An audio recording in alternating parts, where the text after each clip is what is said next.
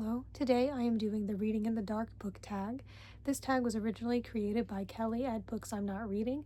Now I don't have her introduction to the tag written down, but I believe I heard from someone else's video that you get extra points if you actually make the video in the dark. So I thought I'd light a candle. I kind of like the vibe of this, but it does interfere with the lighting, which is one of the most important aspects of filming. So I can't do this on a regular basis. I'm not even sure if I'll be able to read my questions, but we'll see. I'll try to do it without actually having to turn a light back on. This will be a unique video. So let me open up my notebook. But you can't read anything on there. Yeah, I can see. It's kind of dark, but it'll do. Might struggle a little bit to read these questions. The first question is, did you ever read under the covers with a flashlight as a kid? If so, do you have any memorable books or experiences? Please share them with us. I don't remember ever doing that.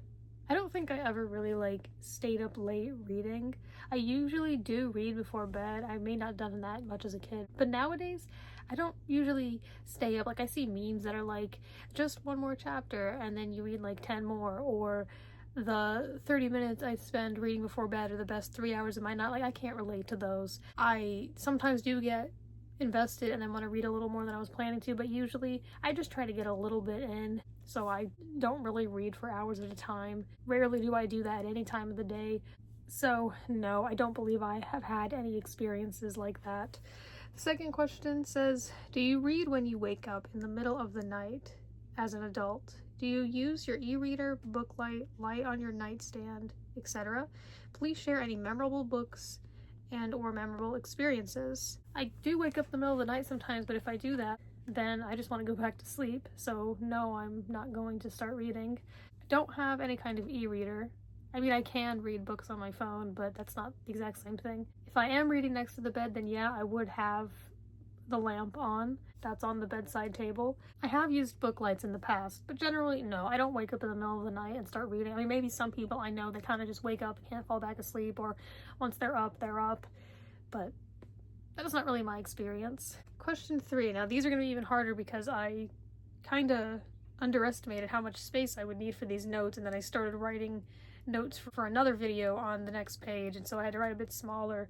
So I'm reading these a little slower, not because that's the speed I read at, but just because it's kind of a struggle, but it's part of the fun. The third question says power outage. What have your reading experiences been when the lights won't turn on, the TV is dead, the computer is out? Do you read then? Share with us any memorable books or reading experiences during a power outage. I do remember one time in 2019, the power being out for a little while, maybe a few hours, and I remember reading Peter Pan. I had gotten that book not long ago, and I was in the middle of it, I guess, or maybe I started it then, I don't know, but I do remember reading that during a power outage once. And there was also a hurricane in October of 2024 that affected my area pretty badly, and the power was out for a few days. Now, I thankfully was able to not be home without power for much more than 24 hours before going to somebody who did have power by then. But during that time, and also at the place we went to for shelter during the hurricane, I had brought Cold Bath Street by A.J. Hartley. In fact, I've got it here. I should be able to show it. I would have shown my copy of Peter Pan, but it's in the cabinet in another room. But I'll put a photo on screen of the copy I had. It was my Barnes & Noble collectible edition I got on my 15th birthday. See how well this looks in the candlelight. Okay, it doesn't look so bad. So this was the book I was reading at the time, and so I read it while I was at the shelter and then at home because there wasn't much to do at home. So I would read this, but I also have an abnormal sleep schedule. So when I would wake up, there'd really only be a few hours of natural daylight where I could sit by the window or outside and read. But we also could use some kind of light. It wasn't the most ideal situation, but this book did help me during that time when there wasn't much else to do. Can distract you. It was a good book. It was a good story overall, and I read this in maybe a week. I feel like without that situation, it probably would have taken me longer to get through it, but because I didn't have much else to do, I was really glad to have physical books. It's good to have some physical things and not have everything be digital for situations like that, because where I live, you do get hurricanes, so yeah, or the power can just go out. So this was a book I remember reading, and I think it brought me comfort at the time and just entertainment. So yes, thank you to this book. Still gotta read the sequel at some point. See, question 4. Reading ignorance. Did you ever read a book because you realized you were completely in the dark about a particular subject or genre? Well, I recently read Melissa by Alex Gino, and I thought that book was pretty good. That book has a transgender protagonist, and that gave me a perspective that I cannot personally relate to, so that helped me understand a little bit better, I think. There was another line under that question. It says, what was the book and the experience like? Yeah, I mean, it was a good experience besides the representation and just learning things I didn't know. It was also just a good book. It was an entertaining story with good characters. I thought it was well written, well paced. So yeah, overall a fun experience, and the kind of book that I kind of missed once I was done with it, but enjoyed it while I was reading it, and it was also a middle grade book, so it wasn't like super hard to get through. Question, I think we're on 5. Yes. Reading blindly. Do you ever read a novel without knowing anything about it? You haven't read the back of the book or any reviews, you just jump in. Name a book and share your experience. I don't know if I've ever done that. I definitely don't do that nowadays, especially if I'm buying a book. I'm not going to buy a book I don't know anything about. I put in my notes, maybe I did that as a kid. Like the school library, just pick up a book and read it, you know. Probably didn't overthink as much back then, you just picked up a book. But like nowadays, no, I don't really do that. I at least gotta look at the description. I gotta look up something. I don't really look up reviews and think, oh, this has high enough of an average rating, so it'll be good. I mean, my favorite book has a pretty low average rating, so the reviews, it's not that they mean nothing to me, but an average rating doesn't mean a whole lot, really. Yeah, the cover may catch my attention, but then I will actually read what the book is about, and sometimes I'm like, okay, yeah, that sounds interesting, I'll pick it up. Other times I'm like, no, it's not really my thing. It's got a nice cover, though. I keep seeing this book in Ollie's Bargain Outlet. I think it's called Final Draft. I'll put a photo of it on screen. I really like the cover, but reading the synopsis, I'm just like, no, that doesn't really sound interesting to me. Let's see. Okay, the writing has gotten bigger since then, because I realized I had enough room for the rest of the questions.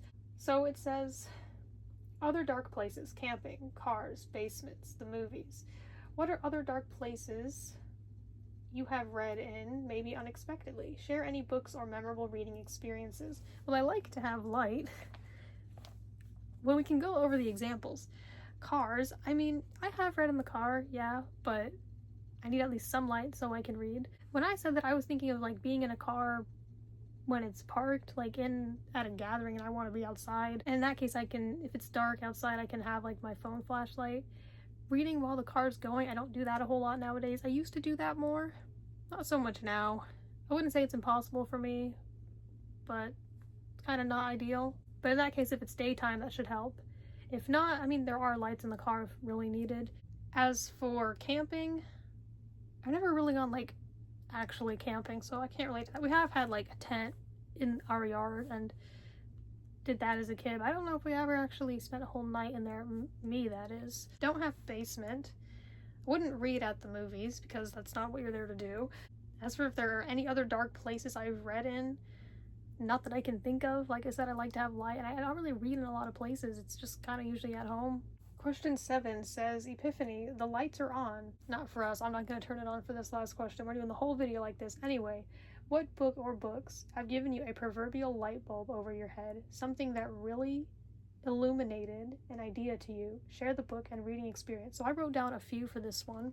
One I'd like to say is Extra Focus. I think the full title is The Quick Start Guide to Adult ADHD or something like that, by Jessie J. Anderson. That book felt really informative, really validating, really helpful, and it helped me understand ADHD better. Now, that answer was sort of just a general answer, but the other examples I have are more specific, like a certain line or something that really stuck with me. The next book I'm going to mention is Turn Your Pain into Art by Ariel Bloomer. Ariel Bloomer is the singer of the band Icon for Hire, one of my favorite bands. I'd say right now my 4th favorite band. This is a book she wrote. It's kind of like half memoir, half self-help. There are sections with space, with questions you can write in. I don't know if you'd be able to see it if I showed you. Okay, well, maybe, yeah. So got my 15-year-old writing there. That's when I first read it. And there was something I read in this book that stuck with me, and I'll try to find it. I maybe should have bookmarked it before this video. I'll even try to find it with just the candlelight. That'll be a struggle, but we'll try. Okay, I ended up cheating by turning the light on, but otherwise that would have taken way too long. Technically, I did not even need to tell you that. You wouldn't necessarily have known, but I wanted to say that. So I found the places in the books I was looking for. I could have said like the general sentiment, but I wanted to read the specific quotes. So the one from Turn Your Pain into Art. So this book has quite a focus on being kinder to yourself, loving yourself, being confident in yourself, especially for creative people, but it could just be for anyone. The author uses a lot of her own experiences. And she said something that when I read this really stuck with me. It has still stuck with me, and I try to apply that way of thinking to my life. Now, while the light was on when I was finding these passages, I'm going to read it in the dark. So if I read a little slower than usual, that is why. It says, every action needs to be all about showing yourself love.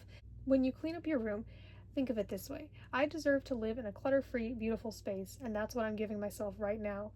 That sounds a lot better than, ugh, I have to clean up my crappy room again because I'm such a slob, isn't it?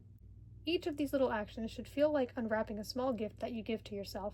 These actions are sacred, so don't give in to that little voice in your head that tempts you to turn these ideas into just another way to boss yourself around. And yes, I agree. I do think it is important how we talk to ourselves about ourselves. I think oftentimes we wouldn't talk to other people like that, but we talk like that to ourselves. At least some people, myself included, have struggled with that. I mean, I was quite an insecure teenager when I first read that book. I think I'm doing a lot better now. But yeah, I think it's important to, with a lot of things, try to change your way of thinking, and that can take time, that can take practice to unlearn certain habits. But yeah, I think that's a good way to think of having to do chores, and the idea of I get to do this rather than I have to do this. You know, if I've got to clean a bunch of stuff, I like to think of it as I'm taking care of myself and my cat, not there's a bunch of stuff that has to get done. And it's still okay if you feel overwhelmed, but I'm just saying, I think that it's good to reframe your thinking on that. The other example I wanted to read from is from Mother Pig by Travis Umberl, the second book in the Houndstooth trilogy. Great series, by the way. And this is about two characters having an interaction. And it says, he knew from experience that sometimes you did not want condolences or pity. Sometimes you just needed to express something and have someone absorb it, share the burden. Sometimes you just needed the words to be heard and the sorrow to be felt. And I liked that a lot when I read it, because I agree. I think we often want to find the right thing to say, and it's good to be considerate, but I think that sometimes it's good to just listen without judgment and just be there for someone. I think that can be helpful too, and I think it's okay if you don't always have something to say, especially because in some situations, you might not be able to make it better right then and there, but it's good to just be there for someone. So I liked that too. So those were all the questions. This was a little bit of a challenge, but overall I enjoyed it. The next time you see me, the light should be on. You should be able to see me a lot better, and it'll just be a better experience overall. But I still enjoyed this, and I hope you did too. Thank you for watching.